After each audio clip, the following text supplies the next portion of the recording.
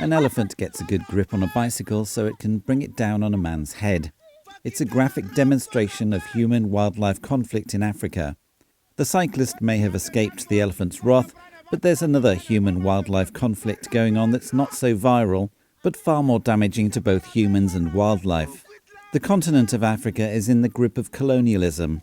Today it is not khaki-wearing imperialists, but celebrity activists demanding bans on hunting tourism, what they like to call trophy hunting. This has spooked African conservationists. And they are very, very worried, and they should be. And just over the last 2 years, the attitude down there has changed a lot towards them being more and more willing to actually listen to input from the outside. The move towards bans in Europe and North America are in their way a form of taking agency out of the hands of the people who live with the animals and the people who should decide what happens to the habitat and to the wildlife. Bans on trophy imports by Western nations would have a devastating effect on African communities that thrive from hunting tourism, which pays for the conservation of most wildlife across the continent. Photographic safaris just don't raise the revenue. Without hunting tourism, no one will care for the animals.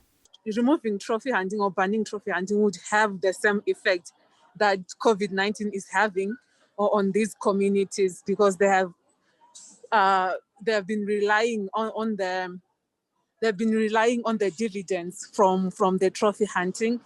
Then they are not going to get those dividends from trophy hunting to support their families. Besides the communities that are going to be affected, the wildlife will also be affected, because now you don't have the incentive to protect the wildlife. Our problem is social media. Our problem is mainly Facebook and Instagram and these social media platforms. The problem with the UK is that the world's eyes are watching UK media, The Guardian and the Times and these newspapers. It's not really a problem for Africa anywhere else that less British hunters will come over, because very few does, to be honest.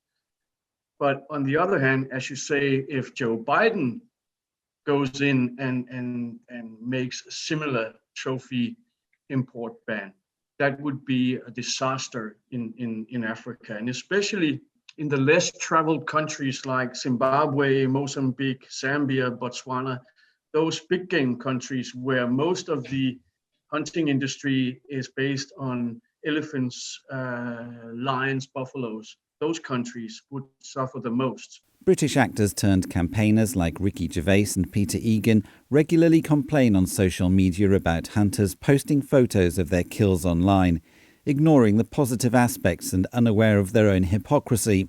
Many have never been to Africa. I'll give you an example of the nature of the conflict. You pass a day, nobody has actually been killed by an elephant or eaten up by a hyena, dragged from his hut, or killed by a lion. But you and me take a visit to that area, and this time that we're talking to each other, you already have a self-imposed curfew.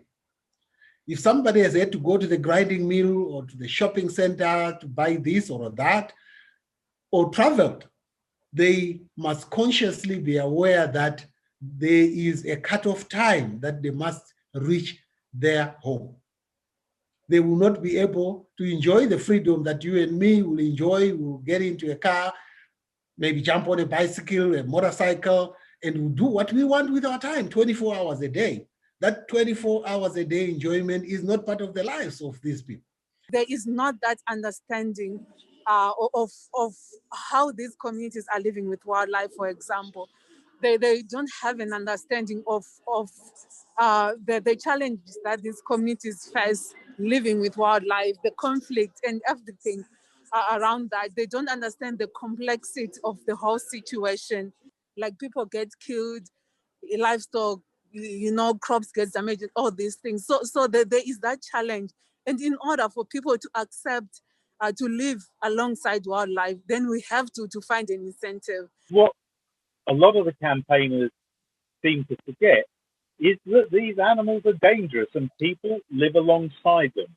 And you can also see it in things like the opposition of various groups within Britain, and including the government at the moment, to the reintroduction of something like the lynx.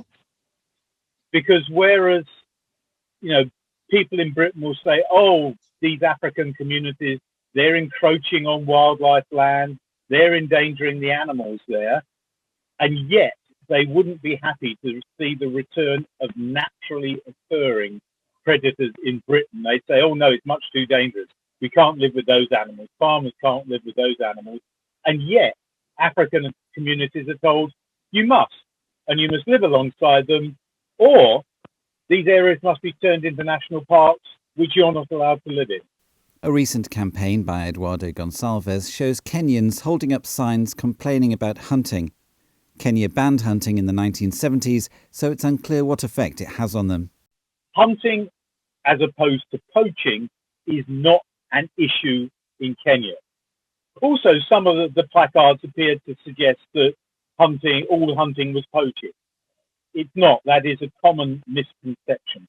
Poaching is something illegal, totally unregulated, and can be very dangerous. And the other thing was, it seemed to be perfectly obvious that most of those signs being held up were written by the same person, clearly not written by the people holding them up. No rural people in Kenya have any interest in what happens in Southern Africa. Why would they? I mean, they're just paid off to be black and stand with a sign. That's their role in that, nothing else. It's sad to see, and I think that this is actually the biggest weakness of this whole campaign against trophy hunting, is that it blatantly ignore the locals in Africa. Jens has been calling on people like Gonçalves and Chris Packham to buy dozens of elephants Namibia is selling as an alternative to a cull because there are too many of them. So far, none of the animal-loving celebrities has come forward to help. Jens points out flaws in Packham's zoo, which includes lions and tigers donated from European circuses. Let's be honest, a zoo is a zoo, but it has its merits if they are participating in these internationally coordinated breeding programs and what have you. It's genetically important for really endangered species. But when you have a fun zoo like Chris Packham, there's no breeding program going on. These animals don't even have a known pedigree. This kind of zoo that he's running is mainly based on, I go out and I make a shitstorm about somebody else's zoo, and then I get the animals for free. And then I do exactly what they did and show these animals to people for money. So it's a very sneaky way to get free animals, and that's it. We should make clear that Packham does not own Wild Heart Zoo on the Isle of Wight. It's owned by his girlfriend. He uses his celebrity status to raise funds for it. Like many animal charities, it seems to be a money-making scheme set up by arrogant Westerners. Why do Western people think they have the right to tell African countries how to, manage their animals?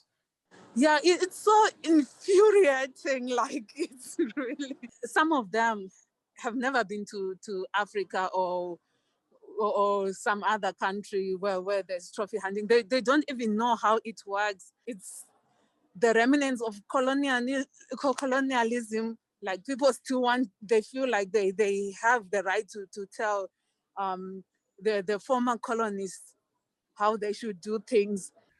I then tend to feel that sometimes the West talks to itself, loves talking to itself, and fails to take into account the need to talk to the people that actually are affected by these problems and the people that matter.